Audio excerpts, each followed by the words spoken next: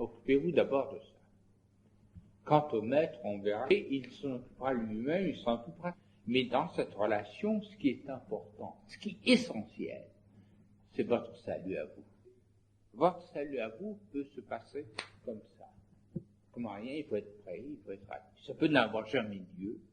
Ce déclic peut n'avoir jamais lieu. D'où l'une des techniques est celle de le disciple vient frapper la porte, souvent dans la neige, enfin on a cette histoire en Anatolie, comme dans les communautés juives, comme en Chine ou au Japon, et personne répond, l'attente est l'une des techniques.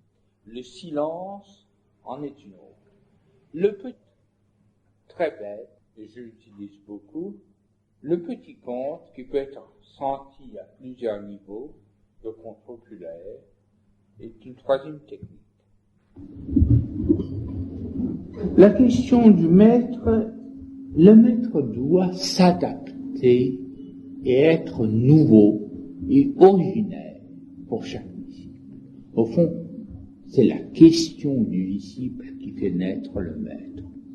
Elle naît pour le disciple à ce moment, ici et maintenant. Et il n'est pas un grand homme. Ça, c'est une chose qu'on peut dire et redire.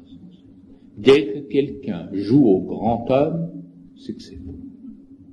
Il faut qu'il soit totalement, presque ignorant, qu'il soit comme un enfant qui joue. Et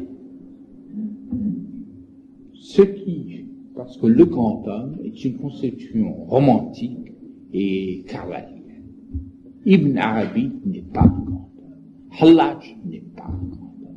Jalaluddin Rumi n'est pas un grand homme. Ou ne le sont pas au sens que Carlyle leur prête de héros. Ils font ça qu'un chapitre mauvais. Ce ne sont pas des personnages quichotesques au sens de Victor Hugo ou d'autres, qui ont une personnalité qui accroche.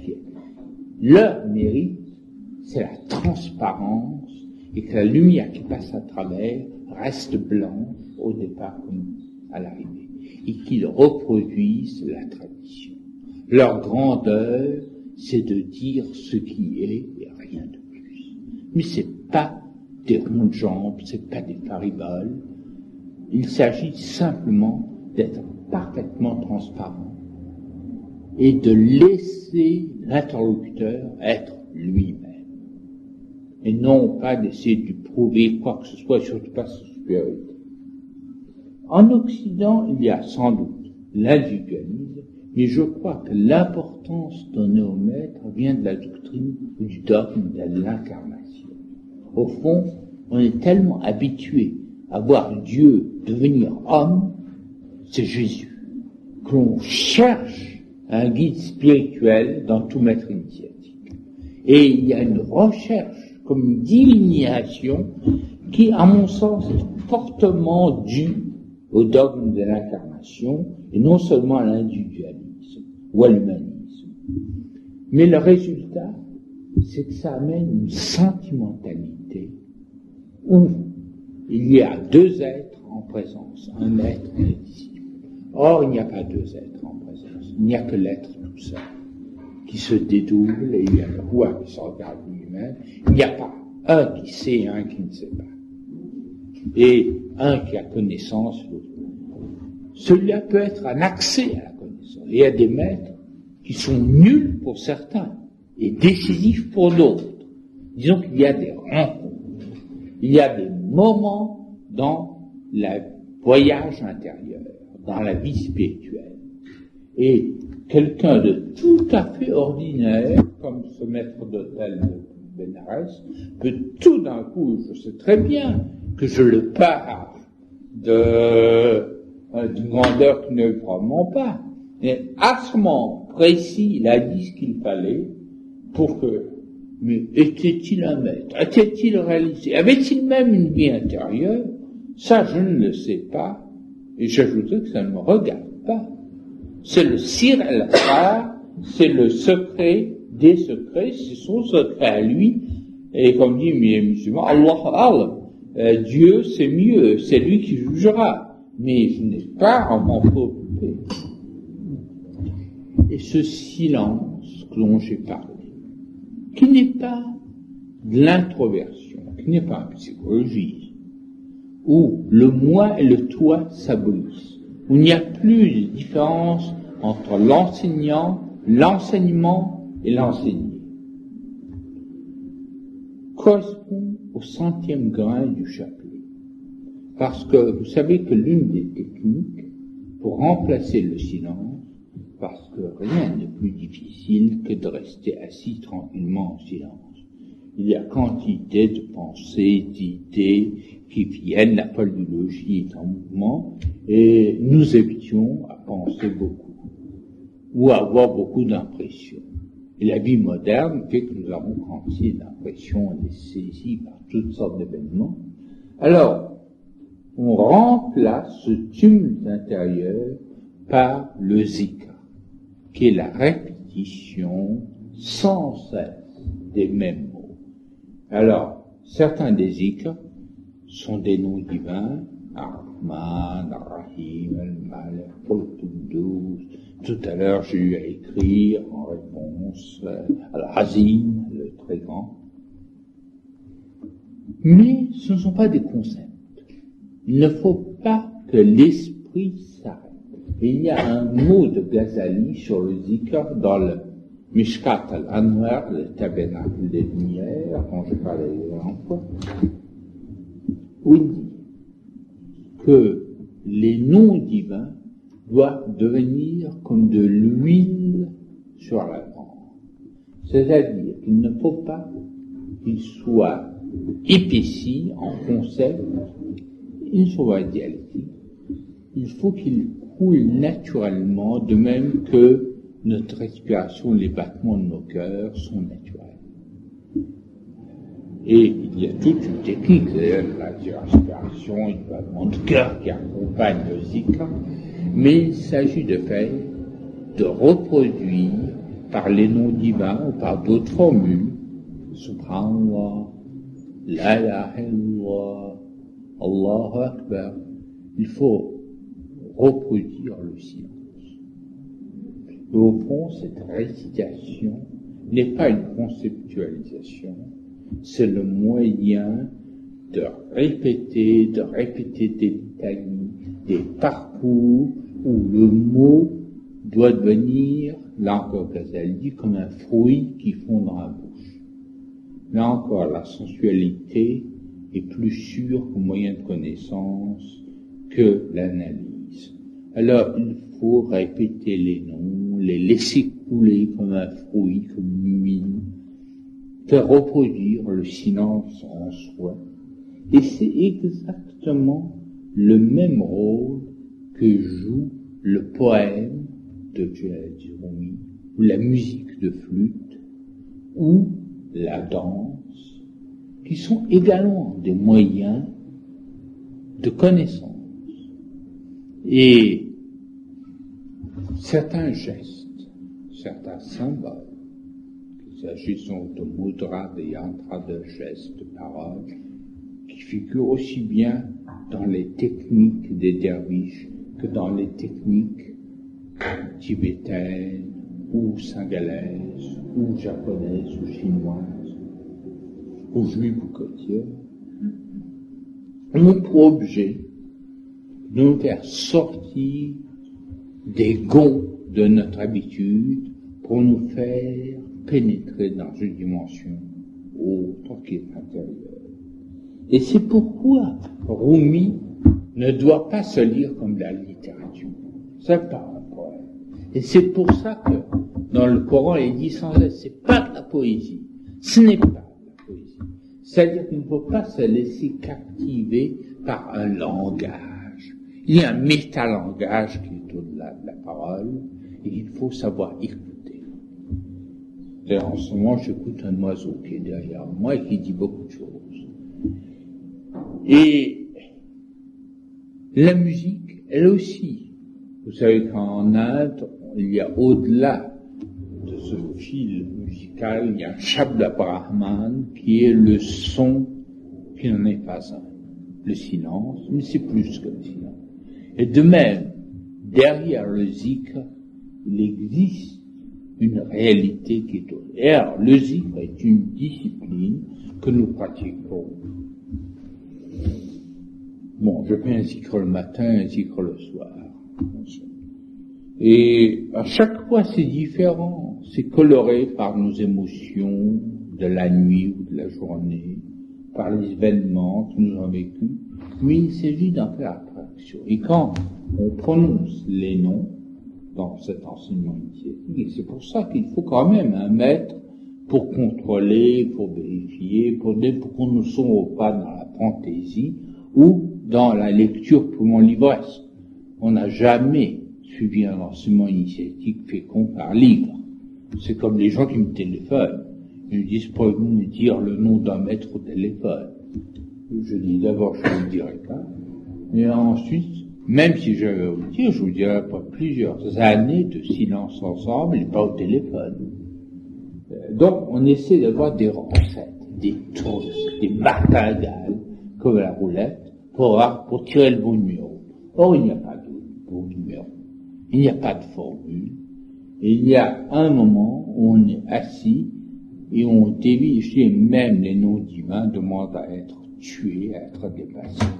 On dit à Rama, au Kodos, on répète. Bon, j'aurais mon zikr habituel, c'est Astaghfirullah, je demande pardon à l'être, à Dieu.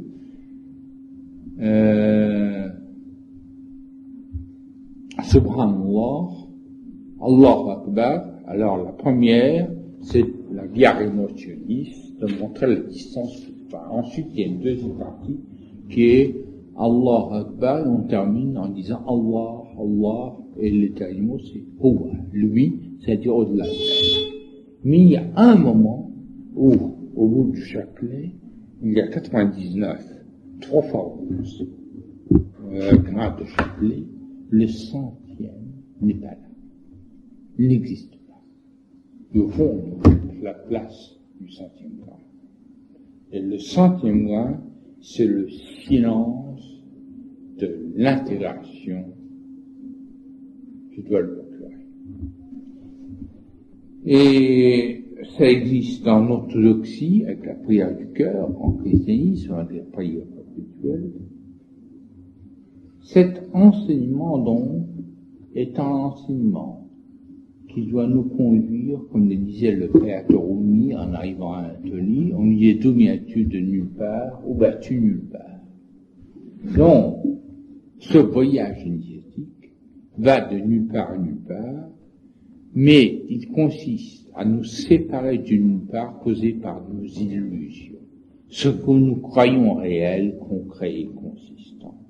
Le nulle part où nous devons arriver est au-delà de l'imagination, au-delà de la connaissance, au-delà de l'être, et bien sûr au-delà des religions. Les religions ne sont que des visées d'une réalité qui est toujours au-delà, et c'est ce que les musulmans disent en disant Allah Akbar, Dieu est plus. Et comme je l'ai dit souvent, ce n'est ni un superlatif, ni un comparatif, mais un comparatif absolu, une forme grammaticale très particulière, par laquelle il y a toujours un dépassement, quelque chose qui est au-delà. Et on ne peut pas s'arrêter dans un contentement de bonne conscience, de justice. Et c'est pourquoi l'enseignement est réellement oral. Alors, je viens de vous dire que l'enseignement peut être silencieux. L'enseignement peut être la répétition de litanie, de zikr.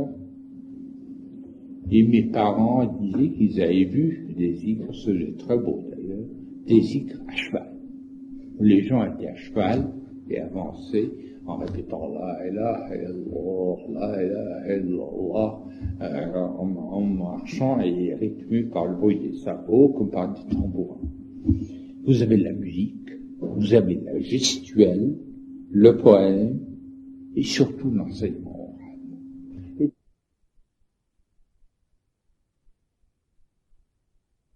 C'est là quand même que je viens tempérer ce que j'ai dit tout à l'heure.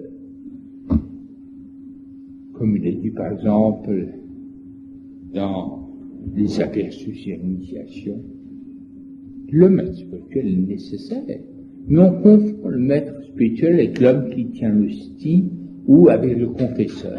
C'est pas le curé.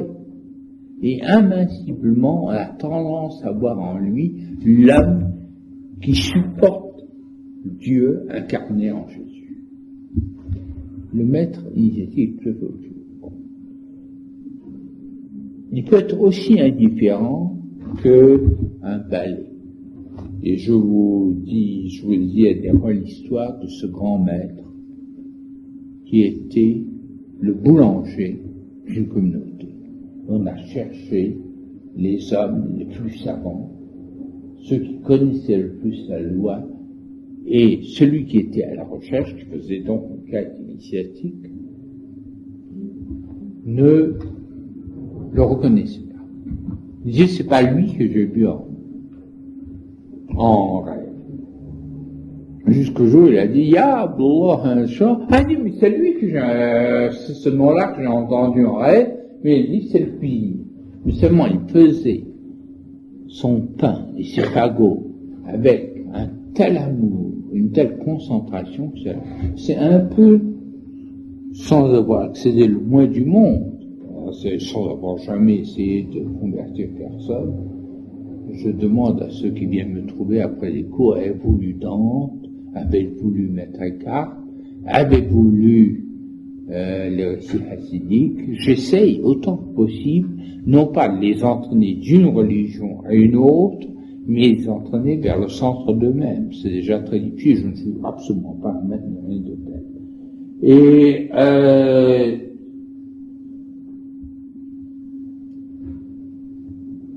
cette attitude est représentée par le personnage de Hida dans le Coran.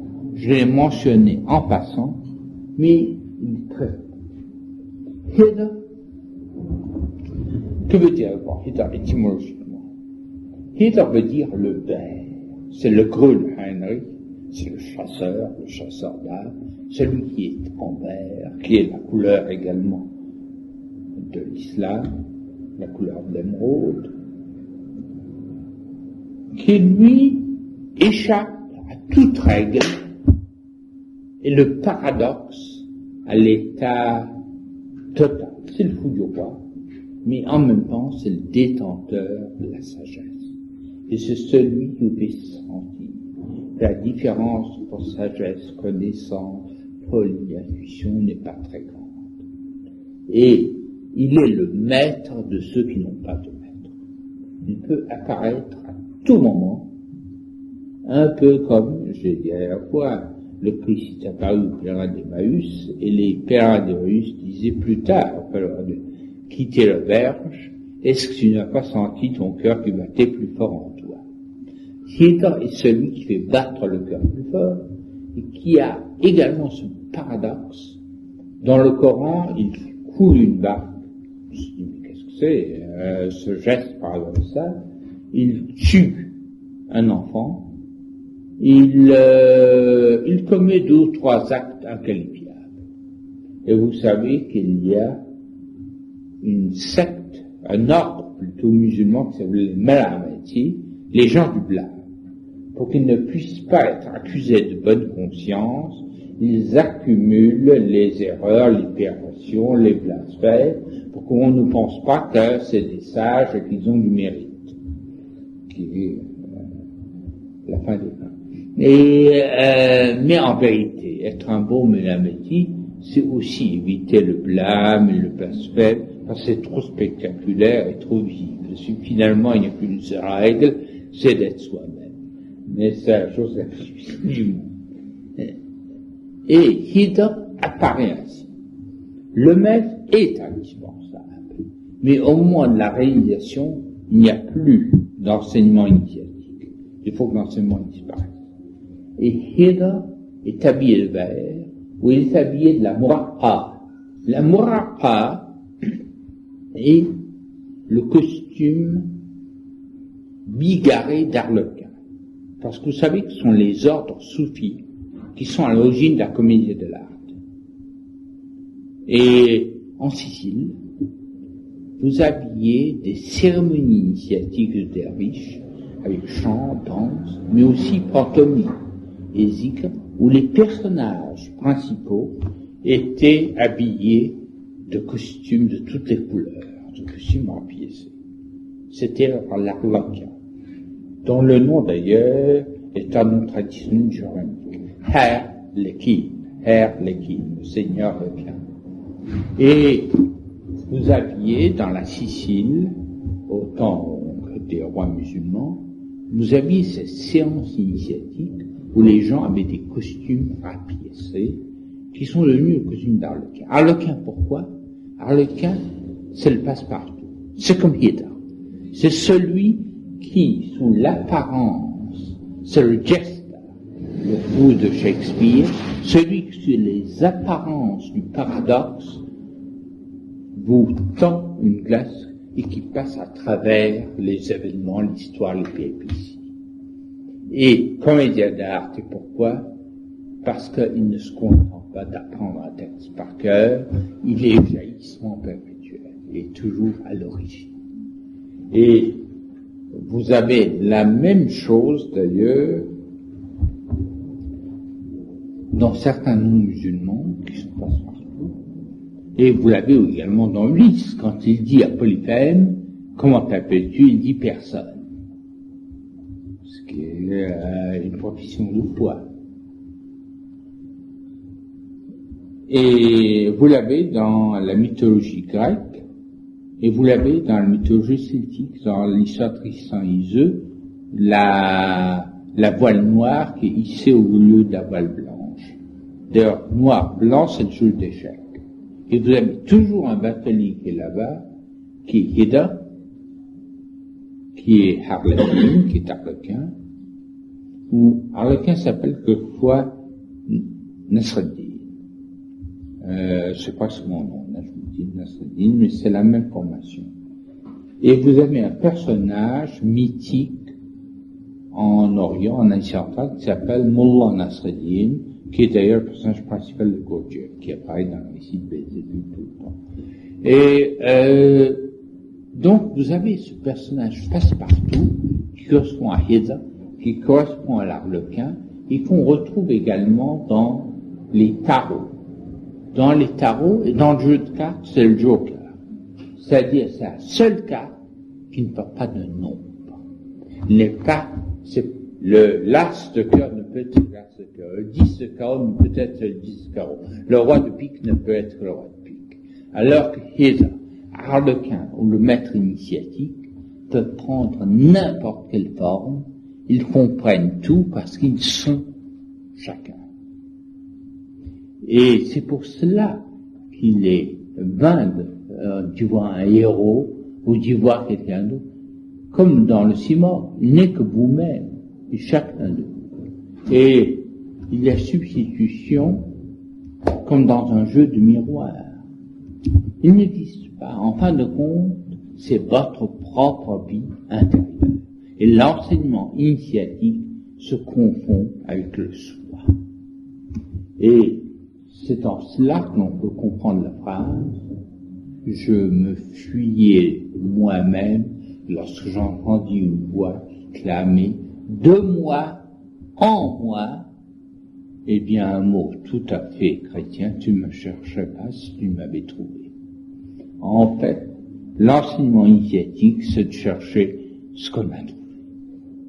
Il ne s'agit pas de découvrir autre chose que soi-même, mais d'être soi-même, c'est-à-dire un individu et une plénitude. D'être holistique, individuellement, métaphysiquement et socialement, et d'arriver à cette plénitude totale qui est celle de l'être. Et voilà le but, si l'on veut, de l'enseignement initiatique, et même ça doit se dépasser. Alors, le point de départ de l'enseignement initiatique est connu, c'est chacun de nous, avec ses habitudes, avec ses croyances, avec ses religions, avec ses idéologies. L'état intermédiaire, c'est la nuit obscure. Et au-delà de la nuit obscure, c'est l'enfance retrouvée, c'est la spontanéité, non pas première mais dernière, c'est le moment où l'on tue le Bouddha, ou le tigre, qu'on transforme le maître spirituel. C'est le moment où on est seul avec l'être, c'est-à-dire qu'on n'est plus jamais seul.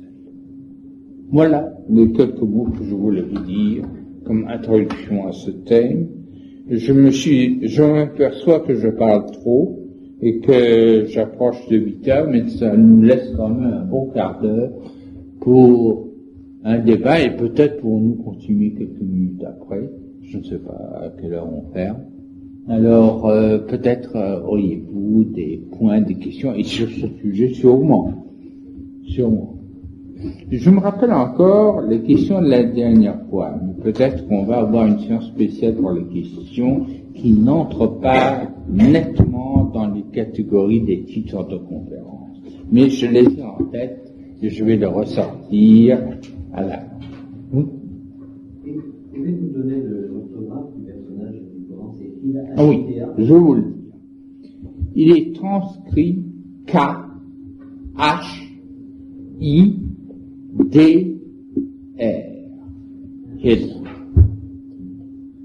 Et en arabe, Hidra, en féminin, Ahda, au masculin, signifie vert. C'est la couleur verte. C'est le vert. Non. C'est la sourate Qaf, ou des Ahl Qaf, c'est-à-dire les gens de la caverne. Donc la sourate de la caverne, les gens de la caverne, c'est une sourate très mystérieuse, parce que c'est là qu'on retrouve les paraboles, les amthal, les plus déconcertants, les plus paradoxaux qu'il y a dans le Coran.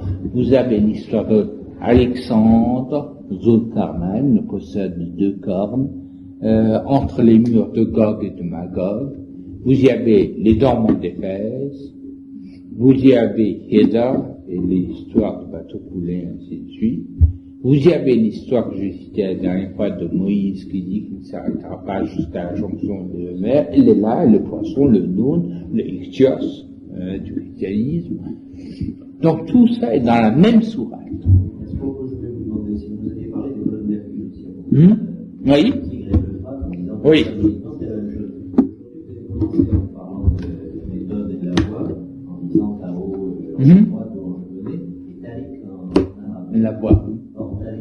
Le Jebel Tariq, c'est le nom de celui qui traverse le détroit. Mais les coïncidences historiques ne sont pas des coïncidences, ce sont des signes. Il s'appelait en effet Tariq, et le mot de Gibraltar vient de Jebel Tariq, la montagne de Tariq. Maintenant, ce qui est important, c'est que ce n'est pas le fait historique, ou le fait qu'il n'y a presque pas d'Arabes parmi ceux qui ont traversé, c'était des Marocains, des Berbères, et ils étaient appelés d'ailleurs par l'évêque de Cadiz contre les Visigoths. C'est l'intervention des Arabes a été faite à l'appel des chrétiens de Cadiz, qui ont donné une flotte pour arriver. Ce que d'ailleurs les musulmans ne mettent pas trop en relief, parce que c'est pas grave de dire qu'il a jeté son cheval blanc dans les flots et qu'ils ont compris en doute. Ce que, pour des raisons tout aussi très explicables, les historiens espagnols ne mettent pas en relief non plus que l'évêque de Cadiz c'était un traître, mais à cette époque-là, il n'y avait pas de trahison à prendre. Le Cid était le plus infâme des traîtres, si on veut, d'après les critères modernes. Il était tantôt avec les uns, tantôt avec les autres, mais il avait d'autres critères et d'autres visées, et une loyauté très grande, mais qui était haute. Mais ce qui est important, c'est pas le fait historique. C'est le fait que vous avez le oui et le non, l'alpha et l'oméga, et les 2 colonnes d'Hercule représentent les limites à ne pas franchir. Mais l'enseignement initiatique consiste précisément à briser ces colonnes, un peu comme Samson. Et je vous dirais que c'est les colonnes qu'on retrouve dans le signe américain du dollar. C'est passé par les francs-maçons. Et, oui, c'est les colonnes du temple de Salomon. c'était un signe maçonnique. Et quand les pères fondateurs américains ont eu à prendre une monnaie, c'était le thaler, qui est devenu le dollar, l'emblème était les deux colonnes, et il y avait le serpent qui tenait les deux colonnes, et qui était à l'origine, si vous regardez les plus anciennes pièces américaines, les deux colonnes sont très fortes. Et le serpentin qui relie l'alpha et l'oméga, le serpent qui relie les deux, est très peu marqué. Et avec le temps, c'est le contraire qui est arrivé. C'est le S qui est très marqué, et c'est les deux traits du dollar, donc les colonnes d'Hercule, qui sont à peine marqués. Mais vous avez là quelque chose qui vient de la plus haute antiquité méditerranéenne et probablement des mystères initiatiques égyptiens, qui sont ensuite passés à l'Eusis, parce que quand je parle d'Usique, vous avez les idées platoniciennes aussi qui viennent. Alors, et vous avez le gnosticisme. C'est donc, ça remonte et ça finit donc en Amérique, dans l'extrême occident, sous cette forme du dollar, c'est-à-dire que la communication prend forme monétaire. Mais il s'agit avant tout de communication. Bon, la communication entre les êtres est devenue communication acquisitive. Mais, en effet, Tarir signifie la voie. Jebel Tariq, Gibraltar, c'est la montagne de Tariq, et c'est la montagne de la voie.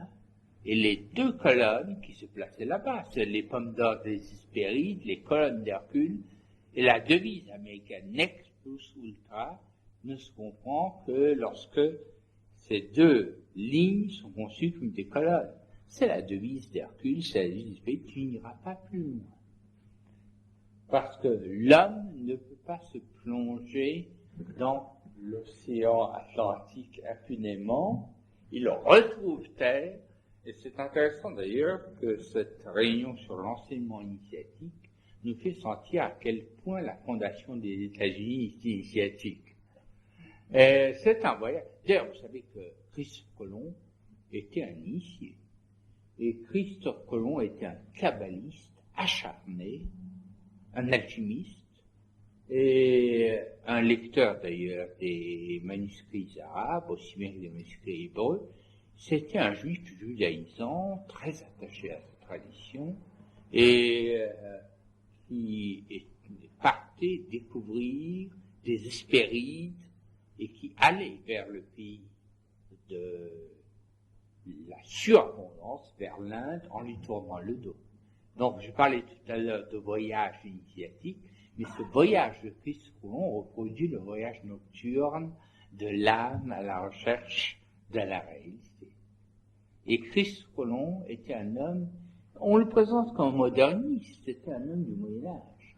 C'est un homme extrêmement proche des symboles, des pyramidations de l'aide, de l'alchimie, et c'est ça qui l'a aidé d'ailleurs à découvrir l'Amérique. Oui, plusieurs. Vous avez le même mot dans Morphème, dans plusieurs formes. Plusieurs. Au fond, c'est celui qui s'oppose au holisme. Et l'autre, Ulysse, en répondant « je m'appelle personne », oppose la réalité du vide central, mais anonyme, qui peut être n'importe qui, à la volonté de dire moi je de Titan Polyphème. Parce qu'au fond, Polyphème, le géant Polyphème, c'est un peu comme le Goliath, le Djalout, le Goliath du judaïsme, le Djalout de l'islam. C'est un descendant de Titan qui ont passé pénible sur ça. C'est l'homme qui défie les dieux, mais peut-être avec moins de grandeur tragique que Prométhée.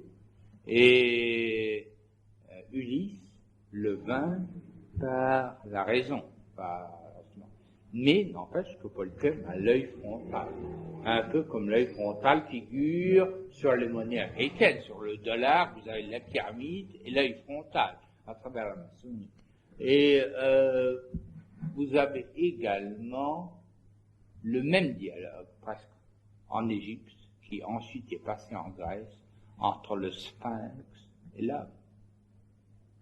Le sphinx raconte sa fameuse histoire, qui au début de sa vie est à 4 pattes, ensuite est sur 2 pattes, ensuite est sur 3 pattes, et Oedipe lui répond l'homme. C'est une réponse de grec. C'est pas l'homme, il aurait dû dire moi. C'est-à-dire, il aurait dû répondre par un témoignage individuel et particulier, et non pas par un concept général.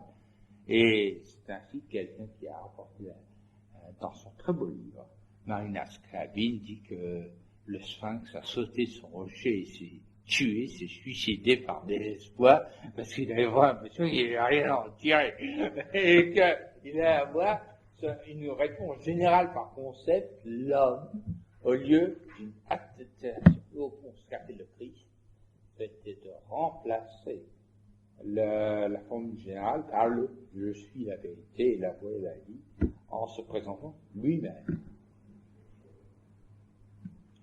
Une autre question, si vous permettez. Mais Florent. Bon, d'abord, l'enseignement initiatique, c'est l'accès à quoi? Bon, et la deuxième, étant un peu le complément de la première, je vais dire tout de suite. Je pense à l'initiation que confère ce que certains appellent une secte, et qui consiste, enfin sans la nommer, à ce que lors de l'initiation, les disciples reçoivent instantanément l'accès à 4 éléments qui sont la vibration primordiale, la lumière, la musique et le nectar. Oui. Je me demandais qu'est-ce que vous en pensez. Ça va. Accéder directement. Ça, est-ce que directement ou c'est conféré par l'intermédiaire de l'initiateur? Maintenant, les 4 joyaux diffèrent un peu aussi selon les initiations. La série n'est pas tout à fait la même au Japon, chez les soufis, mais il y a toujours un certain nombre, une ouverture sur un certain nombre de biens. Le nectar, par exemple. Alors, et dans les contes populaires, c'est le baiser du prince charmant qui réveille Cendrillon de sa torpeur. Donc, l'enseignement initiatique nous amène à quoi? À la connaissance, mais une connaissance qui n'est pas l'ivresse, qui n'est pas une accumulation de données, de faits, une accumulation de sciences, mais qui est d'avoir à la fois l'œil, au fond, je répondrais que c'est d'avoir l'œil frontal, et de voir les choses d'un seul coup d'œil et de les placer où elles sont être placées. Si on étale un peu, on arrive au bien, comme je l'ai parlé, au nectar. Maintenant, question avant, est-ce que c'est le maître qui les compère? Est-ce que c'est obtenu directement? Je ne veux pas répondre par une pirouette en disant que c'est ni l'un ni l'autre, les deux. Il faut un maître. Parce que l'enseignement est avant tout oral et pose sur une personne en principe. Le maître n'est qu'un médiateur, c'est un pontife. Et vous savez que pontife, étymologiquement, veut dire le faiseur de pont. Il est le pont, introduit. Mais il ne s'agit pas non plus d'une intuition psychologique d'obtenir ces biens, comme vous nous évoquiez, par une espèce de vision aspirée, globale et dire non. Ça s'apprend petit à petit, ça s'apprend sous une direction attentive. Donc les deux sont étroitement liés. Le pontife, le maître n'est qu'un médiateur, et l'intuition est acquise, mais pas non plus une révélation psychologique, autrement il serait un prophète. Donc, à mon sens, mais à mon sens, et tel que je l'ai appris, il ne s'agit ni d'un enseignement initiatique, ni de joyaux conférés par le maître, ni d'intuition personnelle, je dirais presque anarchique, qui serait due à la vision pure de l'homme. Ce n'est pas adamique, ce n'est pas parce que nous sommes trop loin de cette spontanéité ou de cette pureté-là. Il y a tout un effort conceptuel à remplir. Et c'est cet effort conceptuel pour dépasser le concept d'ailleurs, qui est l'enseignement initiatique. Maintenant, est-ce que ça nous mène à quelque chose? Est-ce que ça nous mène à rien? Le grand danger serait que ça mène à la satisfaction de soi ou de la vérité ou à la complaisance. Et je crois que ça mène à quoi? Ça mène à une grande liberté et à une grande paix. Je crois liberté et paix sont les métaphores que l'on peut utiliser pour qualifier le but final de l'enseignement initiatique. Mais il ne s'agit que d'épiphénomènes. Il s'agit de choses qui sont tangibles, extérieures, qui sont données. La réalité. Mais les au-delà est de la liberté et de l'amour et de la connaissance et des gestes et des poèmes et de la musique qui sont des moyens. La musique de l'enseignement. Ce sont des moyens et arrive un moment qui est symbolisé par ce que m'a dit ce japonais que je l'ai indiqué la dernière fois. Je lui parlais du Japon tendre, émotif, des fleurs, et je lui ai opposé le Japon dur, du Bushido, du Zen, et ainsi de suite. À la fin, on n'a plus besoin de fleurs de cerisier, ni de feuilles d'érable, une simple feuille de papier suffit. Et je crois que l'enseignement initiatique a cet objet, que dans une cocotte en papier, on puisse voir, et le premier jour de la création, la fleur de cerisier, et aussi la rigueur, l'austérité de la feuille d'érable. Précisément dans ma question est un non-sens en fait, parce que les mystiques de toute voie, disent que dans l'aboutissement est dans l'ineffable. Oui. Donc l'ineffable ne peut pas ou l'indicible, être exprimé. J'ai essayé de dire l'ineffable ou l'indicible, on ne fait que bafouiller autour. Mais vous savez très bien que c'est une question que vous ne pouvez pas avoir de réponse, et je savais très bien que je ne pouvais pas donner de réponse non plus.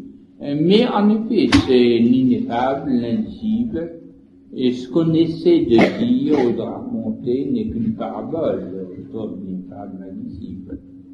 De même que la multiplicité vient pour lui. Je crois qu'il faut s'arrêter de toute façon parce que nous serons bientôt mis à la porte de toute façon. C'est moi qui... Alors, je dois également faire l'annonce que je serai là la semaine prochaine. Je croyais que je ne serais pas là, mais le docteur me dit d'abord que c'est très mauvais pour moi de me déplacer. Bon, nous allons commencer notre entretien. Je vous suis reconnaissant d'être venu aussi fidèle.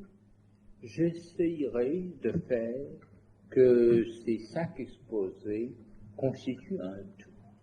Et à la fin, vous me direz vous-même quel est l'élément commun, si vous trouvez que je l'ai réussi ou pas. Mais en attendant, nous n'en profitons pas trop et allons de l'avant. La dernière fois, il s'agissait de la lumière, qui était un thème. Aujourd'hui, c'est l'enseignement initiatique, qui est une méthode, qui est une voie.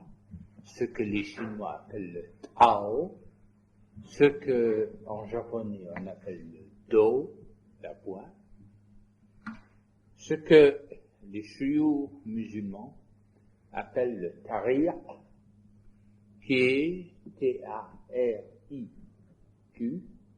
qui veut dire le chemin, la voie.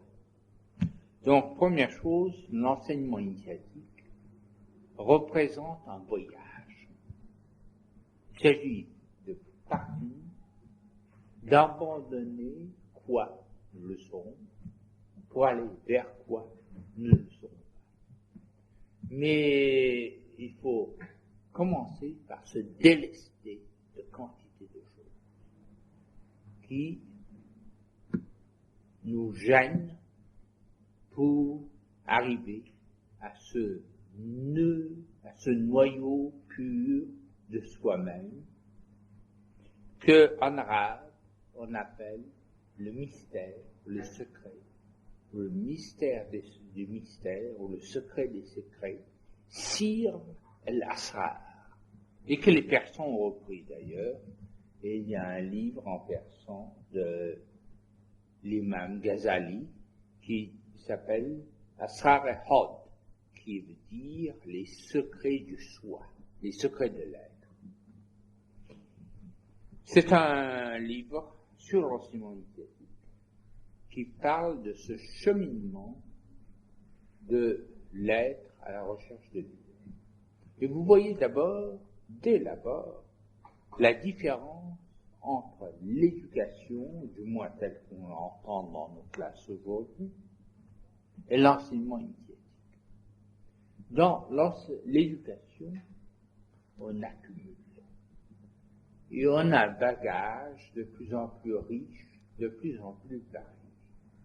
Dans l'enseignement initiatique, il s'agit au contraire de se dépouiller et au terme de ne rien savoir. Donc, le mouvement sur la voie est tout à fait différent du mouvement de l'éducation actuelle, qui est d'avoir un programme et de se l'assimiler, et de se préparer à une vie d'acquisition, de profession, de concurrence, de s'insérer dans la société avec une spécialité. Dans l'enseignement initiatique, il s'agit d'abord d'être plus libre et de se dépouiller de toute spécialisation, de tout acquis, de tout bagage. Et je crois l'avoir cité à venir en toi, l'un des mots que j'aime le plus dans l'islam, c'est « loué soit-il » parce qu'il efface les noms, les prénoms, l'expérience, les mérites pour faire de nous de purs miroirs au bord du chemin. L'enseignement initiatique, c'est ça. C'est apprendre à se dépouiller du pire. Passer par une voie qui s'appelle la mort initiatique. Passer par la nuit obscure de l'âme. Passer par la mort du grain, parce que si le grain ne meurt, on peut arrêter. Donc, deuxième définition de l'enseignement initiatique, c'est une mort. Donc, première définition, c'est un voyage. Deuxième, un voyage où il s'agit d'abandonner. On verra ensuite quoi et comment. Et troisièmement, c'est une mort du petit soi, le soi charnel, le soi illusoire des événements et des jours, du quotidien, de l'aventure psychologique ou les fêtes, pour arriver à une paix, un équilibre qui est autre. Et l'enseignement initiatique a ce but de nous faire lâcher prise en ce qui concerne les événements extérieurs pour non pas refermer nos mains et avoir prise, mais pour nous centrer sur l'intérieur de nous-mêmes. Et ma grand-mère paternelle, Rachida, qui a été, si vous voulez, l'un de mes premiers maîtres, peut-être le premier quand j'étais bébé, me disait toujours que tu sois, au nom, elle m'appelait Bala, au Kozu, qui veut dire le petit mouton. Et alors, elle disait que ta main soit toujours comme ceci pour donner et jamais comme ça pour prendre. Et l'enseignement initiatique consiste pour le maître comme le disciple.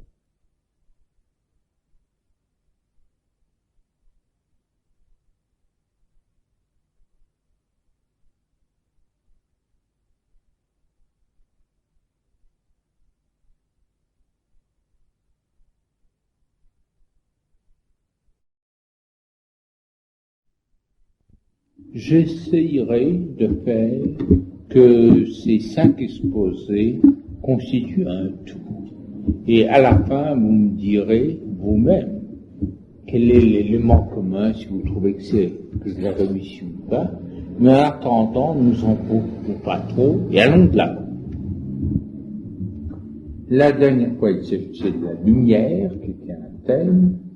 Aujourd'hui, c'est l'enseignement initiatique, qui est une méthode, qui est une voie.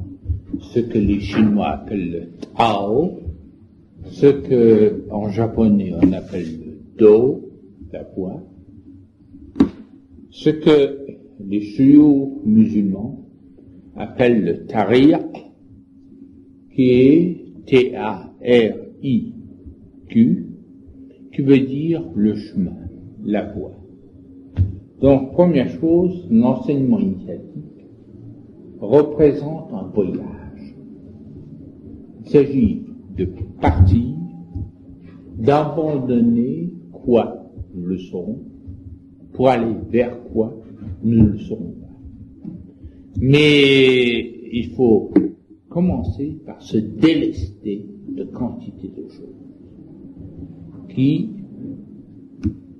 nous gênent pour arriver à ce nœud, à ce noyau pur de soi-même que en arabe on appelle le mystère, le secret, ou le mystère du mystère, ou le secret des secrets, Sir el-Asrar, et que les Persans ont repris d'ailleurs. Et il y a un livre en persan de l'imam Ghazali qui s'appelle Asrar al-Hod, qui veut dire les secrets du soi, les secrets de l'être. C'est un livre sur l'enseignement initiatique qui parle de ce cheminement de l'être à la recherche de lui-même. Et vous voyez dès d'abord, la différence entre l'éducation, du moins telle qu'on l'entend dans nos classes aujourd'hui, et l'enseignement initiatique.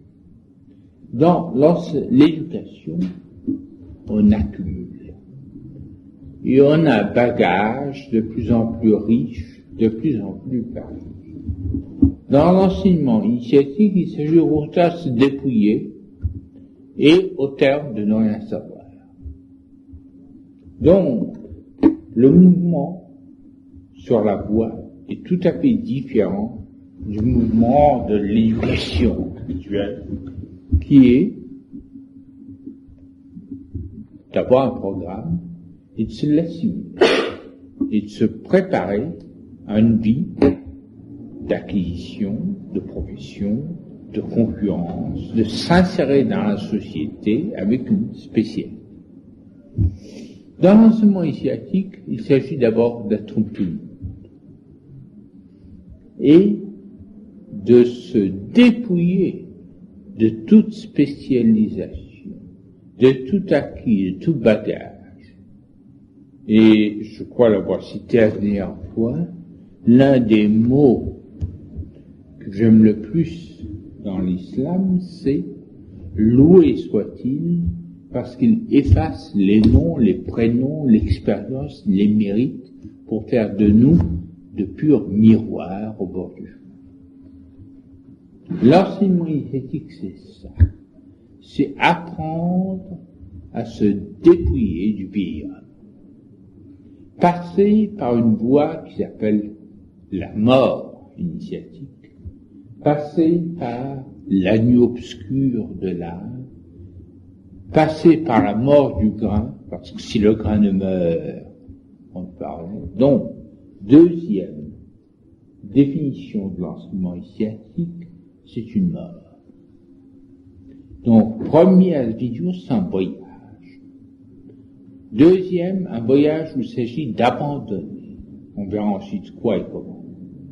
Et troisièmement, c'est une mort du petit soi, le soi charnel, le soi illusoire des événements et des jours, du quotidien, de l'aventure psychologique ou les fêtes.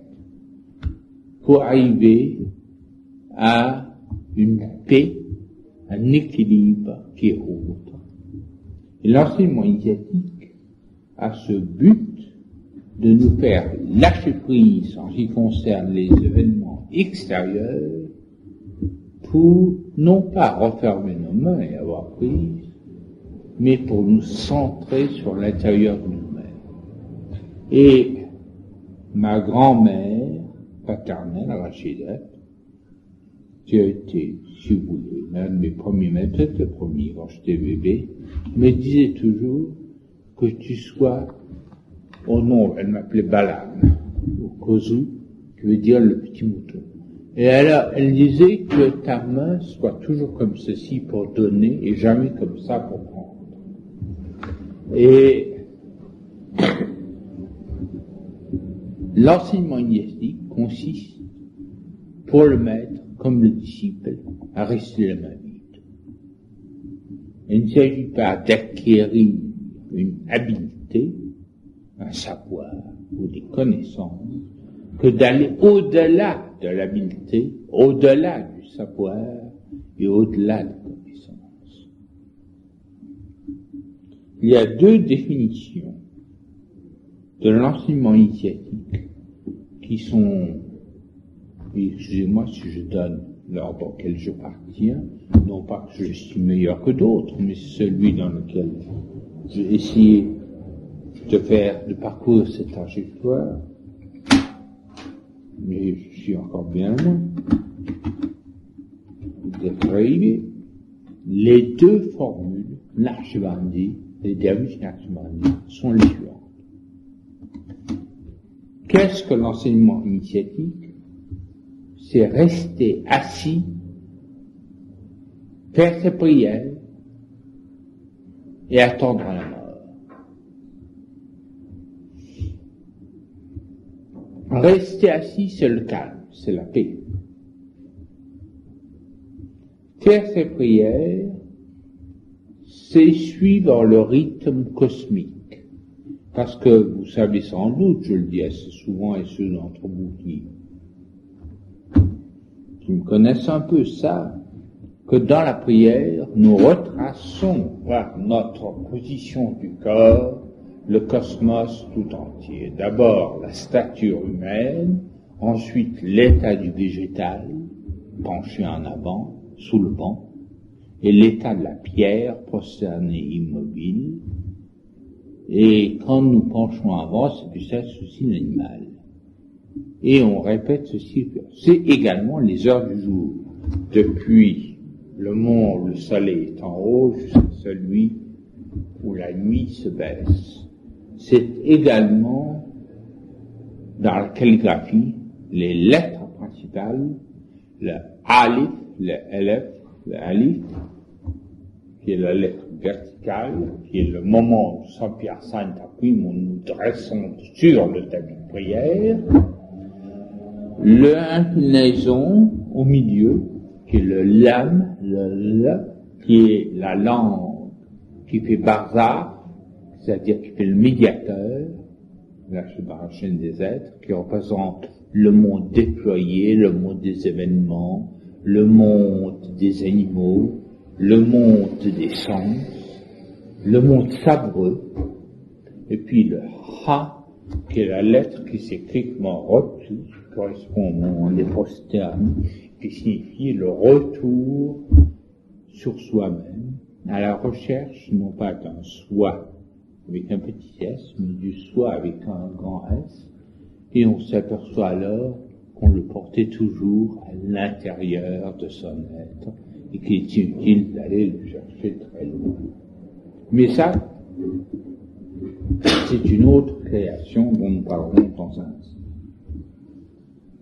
Alors, telle prière signifie être uni à tout le cosmos, être uni à tout ce qui est vivant, au vécu. Et attendre la mort, c'est au contraire être prêt à témoigner pour l'au-delà. Alors vous avez cette rencontre du vécu et de l'absolu, de l'ici-bas et de l'au-delà, qui définissent l'enseignement initiatique. parce que ce qui est perdu en apparence dans son enseignement est regagné dans un autre mouvement, avec une autre vitesse et une autre ferveur. La deuxième définition, c'est être seul avec la foule. C'est l'autre définition de l'enseignement initiatique. Être seul, parce que nous sommes toujours une solitude, mais peuplée. Peuplée de l'être, peuplée du remous de nos désirs, de nos pulsions, notre âme, peuplée de notre réaction envers les autres, mais apprendre à être vraiment seul, mais non pas dans le retrait, le repli, la scène, mais avec la foule, être présent avec les autres, ne pas se refuser à la place du marché, au bas et bien, au trafic. C'est ce double mouvement de unité et solitude, mais la foule qui est une double unité holistique. Unité sur soi-même, unité de la personne, mais unité de tous les êtres. Alors, le but de l'enseignement initiatique est ainsi donné chez l'Archimandrie: prier, attendre la mort, faire les 5 prières, attendre la mort, être seul avec la foule. Je vous dirai maintenant quel est l'événement qui a été décisif pour moi, et qui n'est nullement un événement musulman, ni un événement de la voie que j'avais suivie, des derviches Naqshbandi, mais qui est une rencontre inattendue avec un maître d'hôtel. C'était à l'hôtel Clark, à Bénarès. Je vous ai raconté à certains d'entre vous. J'étais allé dans l'Inde la première fois, après avoir fait beaucoup de sanskrit, avec, disons, traditionnel, avec Allard, qui écrit aux études traditionnelles, qui était un ami de Guénon, et également avec Louis Renou, qui alors était le grand sanskritisant français, qui refusait absolument d'aller dans l'Inde. Et j'étais allé là-bas, m'asseoir au pied de Sanyasine, j'étais dans des ashrams, et rien n'y faisait. Tout ça passait là, mais aucun bouleversement, aucun retournement de l'âme sur soi-même. J'étais au même endroit de la voie. Je pitinais, je restais sur place.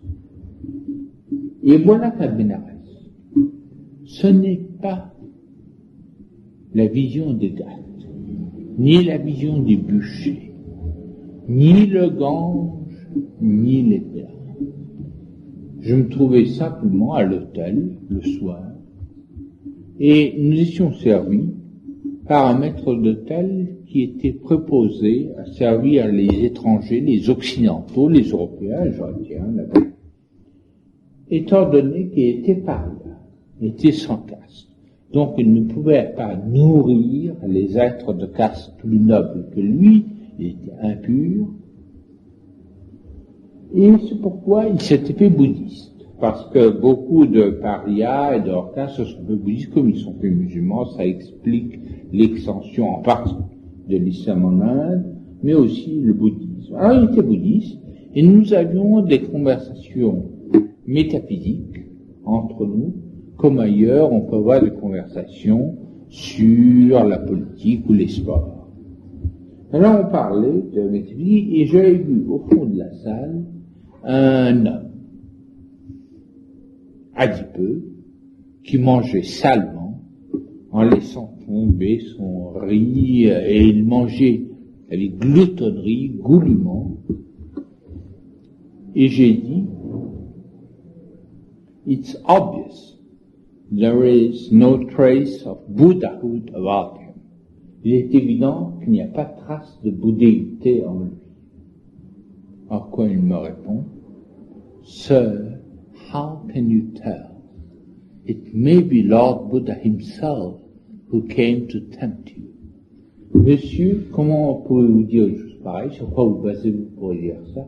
C'est peut-être le Seigneur Bouddha lui-même qui est venu vous tenter. Alors j'ai appris, d'une part, à ne jamais juger, d'autre part, j'ai eu un éblouissement. C'est ce que les maîtres, j'en reviens au sujet aujourd'hui, ce qu'aucun maître spirituel, aucun des sannyasis, aucun ashram ne a apporté, ce maître d'hôtel de l'hôtel-là a été mon premier maître spirituel, ou l'un des premiers. Cette rencontre, je tiens encore une fois à y rendre hommage.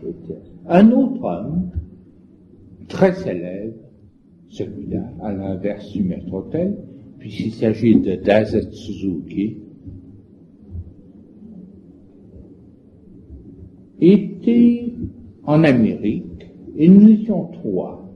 On était un trio d'amis d'ailleurs, à faire des conférences ensemble à travers les universités américaines de côte à côte, et on était arrivés jusqu'à Hawaï.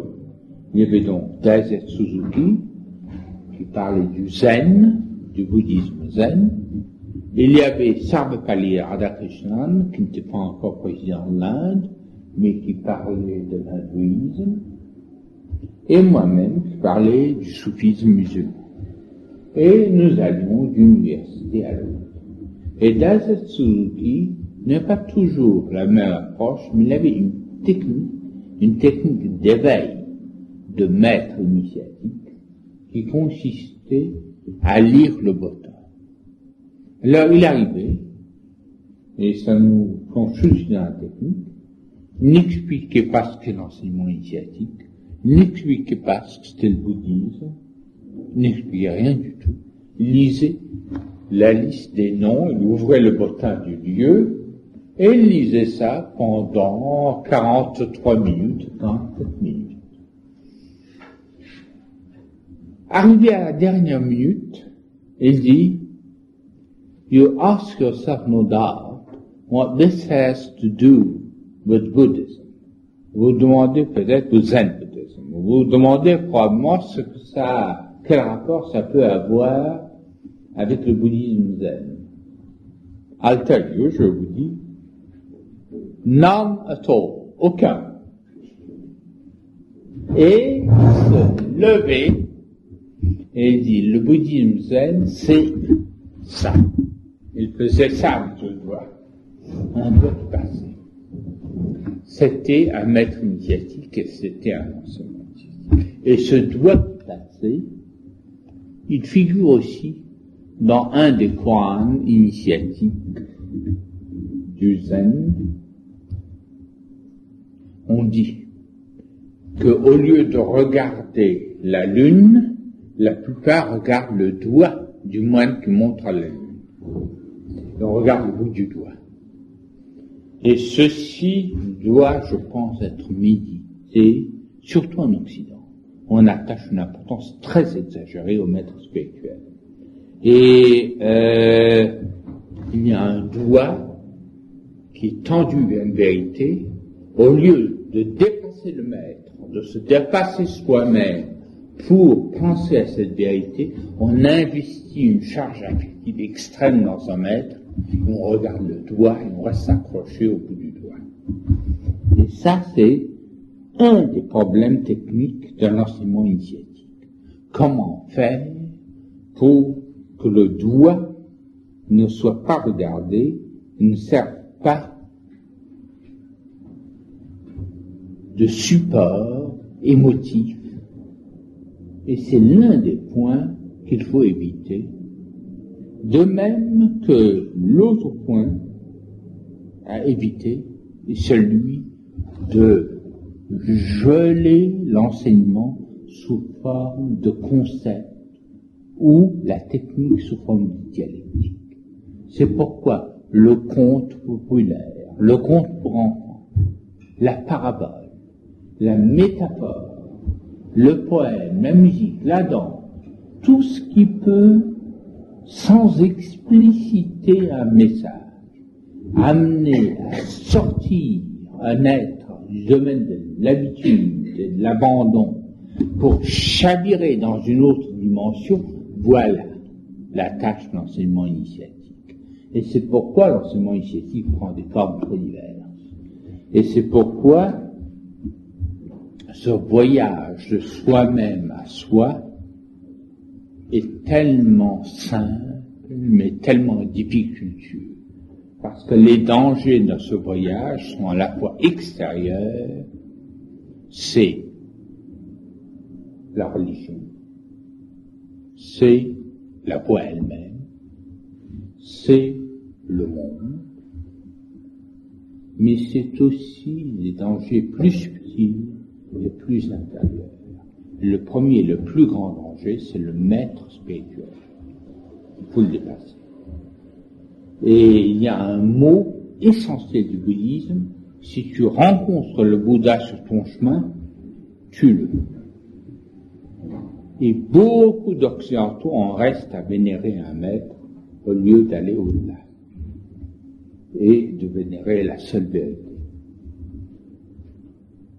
D'autre part, le mouvement, je viens de parler de la nuit obscure, qui est une nuit obscure de l'art, il y a un moment de désespoir qui fait partie des ahwal wal maqamat, des états et des stations, dit-on en langage technique soufi. Il y a un moment de désespoir où on a quitté un bord, on n'est pas arrivé à l'autre, et où justement on peut avoir besoin du maître comme d'autres béquilles.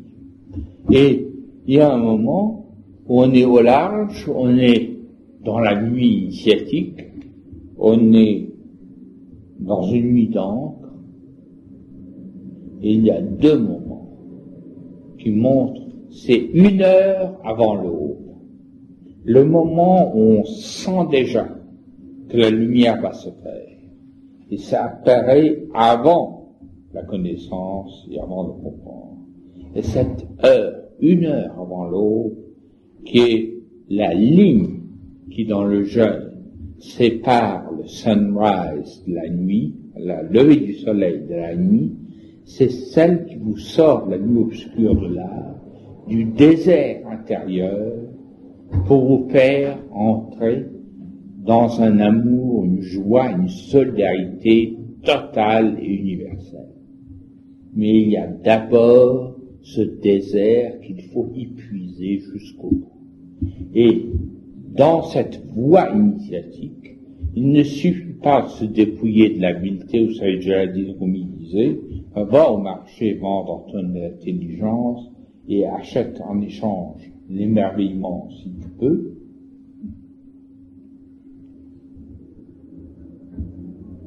Le danger est de rester dans ce désert intérieur qui, en langage de tous les jours, s'appelle ascèse, repli, devenir moine, s'en aller, en avoir ras-le-bol, ou bien entrer dans une communauté, larguer les amarres. Ce qui est important, c'est le retour.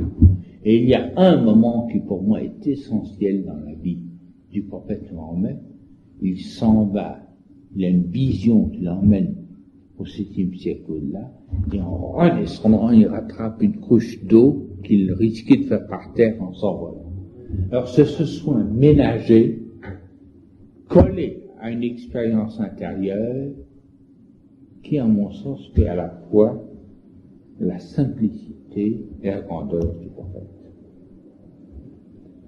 Ce retour à l'intérieur de soi-même, au-delà du désert intérieur, au-delà de la nuit obscure de l'âme, existe dans toute tradition, et il y a une histoire qui est commune au judaïsme, qui est commune à l'islam, et qu'on trouve chez Borges. C'est l'histoire de celui qui va de Varsovie à Prague. Je prends l'histoire des Hasidim, l'histoire telle qu'elle est racontée chez Martin Buber, qui va et qui entre à Prague et dit: j'ai vu une vision qui m'a fait venir, parce que c'est le douanier qui l'arrête. D'ailleurs, ça se trouve aussi chez Kafka. Et il l'arrête et il demande: d'où viens-tu? Et il lui répond: j'ai fait un rêve chez moi qui m'a mené jusqu'ici, qui m'a dit: va à Prague, tu y trouveras un trésor. Alors le douanier lui dit: quelle bêtise, j'ai fait le même rêve 100 fois, j'ai vu une chambre avec une cheminée. Il se met à décrire la chambre du bonhomme. Et sous la cheminée, il y a un trésor. Alors le bonhomme revient à Varsovie, il creuse et il trouve le trésor. Et vous l'avez dans l'islam, avec l'histoire que raconte Faridin Attar, que Peter Brook a monté sur scène il y a 2 ans, au théâtre, ici, qui est l'histoire du cimar, le langage des oiseaux. Les oiseaux décident de partir en pèlerinage. Et ils s'en vont, et il y en a qui meurent, il y en a, enfin, chaque oiseau symbolise une faculté de l'âme, et ils s'en vont, bien sûr. Et, avant d'arriver, les derniers, épuisés, s'aperçoivent que le cimorgue n'est autre qu'eux-mêmes. Et chacun d'entre eux voit l'oiseau surnaturel, le phénix, comme n'étant autre que lui-même. Et dans les exercices initiatiques narchismaniques que je suis, le premier exercice consistait à rester toute une nuit devant un miroir. Et vous renvoyez votre propre image, mais gauchia. Et ça existe aussi dans le mariage en Afghanistan, ça existait, et en Asie centrale. C'est-à-dire que dans la yourte, dans la tente, l'homme voyait pour la première fois, pour ces jeux de mariage préarrangés, voyait pour la première fois sa future femme en reflet dans la glace. Et là, j'ai l'occasion de l'écrire, les distances s'abolissent. Est-elle près, est-elle loin, on ne sait pas. Elle peut être près parce que le gars, c'est là, sous le nez de ce livre-là. Il est resté d'ailleurs presque toute la nuit, il y a une buée qui s'est déposée là-dessus, c'est très sensuel. Mais en même temps, elle est loin, elle sort de la nuit et elle est derrière son dos.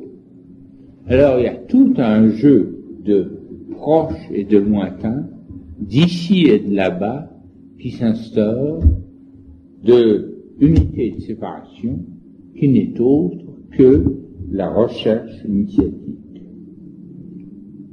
C'est symbolisé aussi par le bâton ou par le balai en Extrême-Orient et par le personnage très étrange de Hida en islam. En Extrême-Orient, on désigne, et j'ai eu pendant quelque temps, chez moi, une image faite par le grand moine Hakwin, qui représentait un balai. Ce balai était le maître des maîtres. Donc, c'est celui qui sert à enlever la rouille du cœur, ce qui est inutile. Et je me trouvais un jour à l'UNESCO, et on vient me dire que ma chambre est en train de brûler. Je ne bouge pas. Je vois encore ma secrétaire qui avait des yeux exorbités. Il dit, il paraît que votre tableau est en train de brûler. Je ne bouge pas. J'attends la fin de la séance. Et c'est là que je lui dis, si je considérais ce tableau d'un point de vue purement esthétique comme une belle chose accrochée au mur, alors je ne méritais pas de la voir.